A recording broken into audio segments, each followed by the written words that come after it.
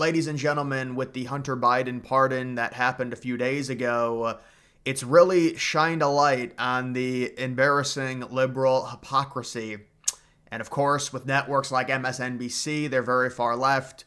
You've got Joy Reid, who's got really no other choice at this point than to be a total hypocrite, because there's no admitting, oh, what Biden did was bad. The smart liberals are actually doing that, and they're saying, no, he shouldn't have done this.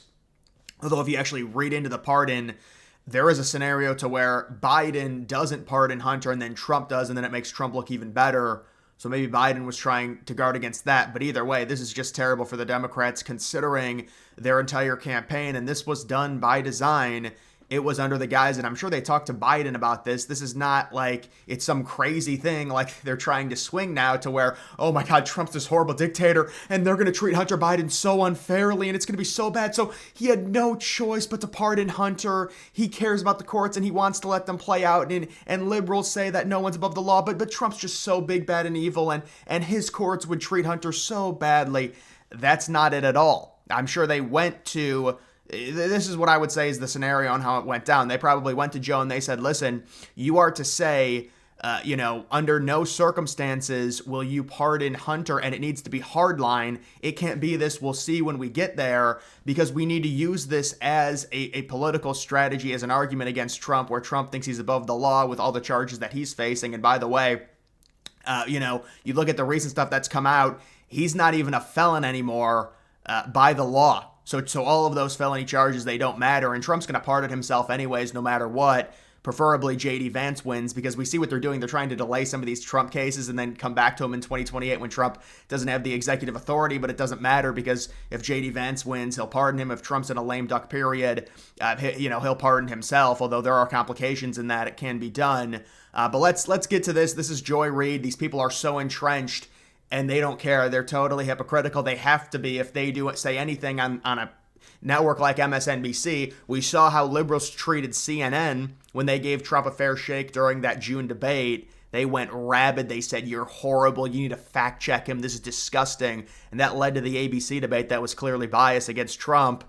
Even independent people admitted it was biased. And even the moderator said that, yeah, I mean, liberals, we were scared with what they said to CNN, so we had to fact check only Trump and not Harris. So let's see what Reid has to say here about the pardon here in relation to Trump and, him getting away with it, saying he's above the law, but no, Hunter's not. So let's see.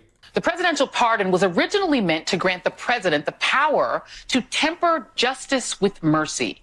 It was not enshrined in our Constitution so that a dishonorable man could reward his criminal allies, friends, and family for their corrupt practices. I don't have a problem with Biden pardoning his son. He should have pardoned him. The crazies are coming, right?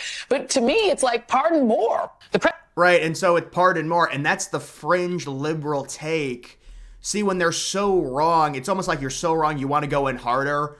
And you see these very far left people coming out saying that everyone needs to be pardoned now.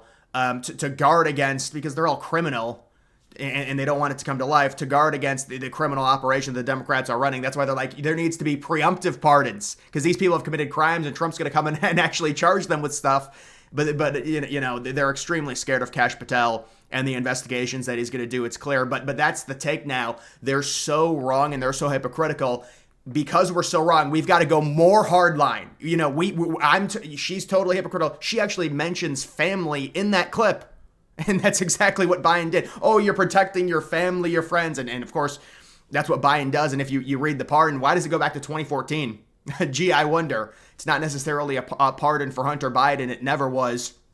It was to guard against the overall family corruption, and that's why he made the pardon sweeping, and it spans 10 years, 2020 or 2014 to 2024. And so with these people, I mean, it is just, my goodness, but they don't care. By the way, what happened to her hair? You really have to wonder there. What was the other thing I wanted to go to? Oh yeah, this thing right here. So this is very interesting. You have a journalist with CBS. She was refused, CBS News refused to let her do a live interview with Elon Musk because they didn't know what he would say. She says, quote, I was like, wait a second, isn't that what journalism is all about? quote, I had to enterprise a story that would bring the Twitter files to CBS News. So this is back during the Twitter files. This is really even before Musk became an actual Trump supporter. So they've hated Musk for a while. An interview opportunity developed with Elon Musk, and the offer was to do a live interview with him on X. So I took the opportunity to the CBS News executives, and they said, we can't do it live. And I was like, what do you mean you can't do it live? And they said, well, we don't know what he's going to say. And I was like, isn't that what journalism is about? And then apparently CBS News was going to put in stipulations. Normally with these things, when you're interviewing very high-level people, they're the ones that say you can't talk about X, Y, and Z. But this lady says CBS was telling me things that we couldn't talk about or Elon Musk couldn't say.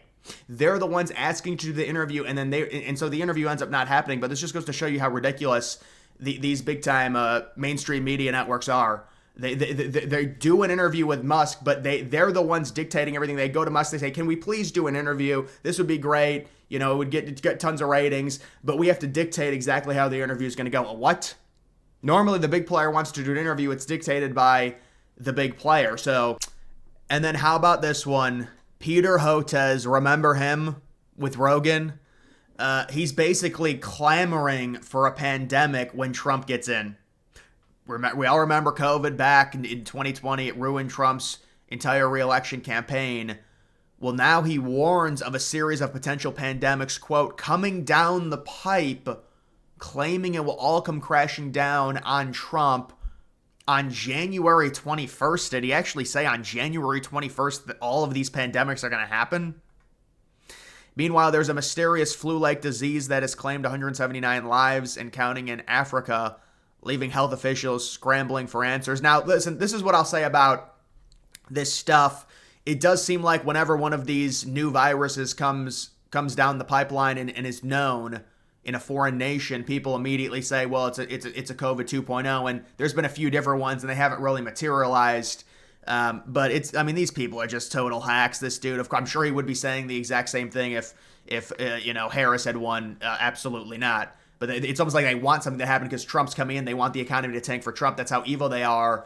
And then they'll say, well, RFK, he's this big dummy. He hates vaccines. Well, no, he just wants proper testing.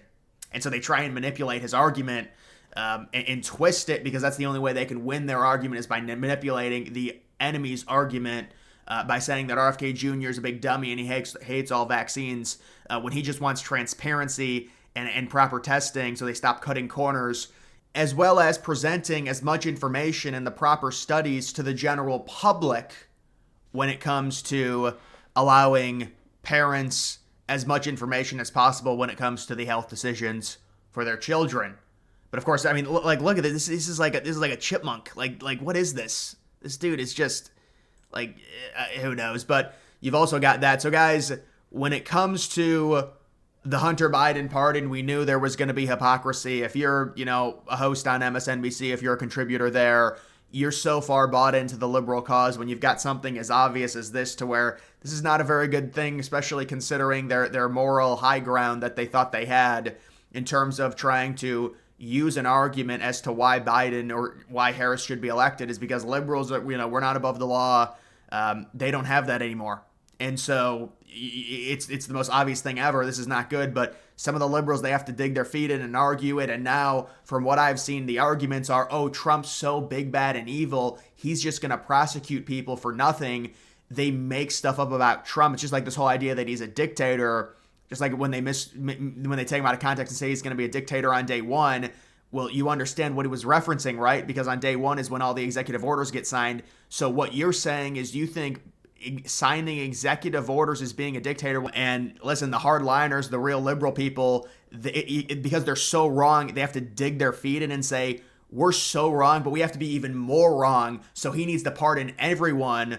So you're admitting that Fauci's committed crimes. Then, of course, they'll say, well, no, he doesn't commit crimes. It's just Trump's this big bad. It's this conspiracy, and he's going to put everyone in jail because he's this dictator and all that. So see how they try and guard themselves, and it's all just Trump's this big, horrible guy, but there's no way to actually prove what he's going to do. It's always just, and so they're very nervous for Fauci and all these other liberal people. Trump's going to come in with Patel, and it's going to be real ugly for them. So that's why they're trying to do the preemptive pardons. They know they've committed crimes, and then they hide behind the guise of Trump's this big horrible person who'll put people in jail for nothing because they're just these political enemies. See how they can hide behind that? And that's what the argument devolves into. So there's no actually point in arguing it because they're just going to say things that Trump hasn't done yet. So, like, how can I argue with that? But either way, guys, that is going to do it for this video. Make sure you follow me on X. Links to that's always in the description.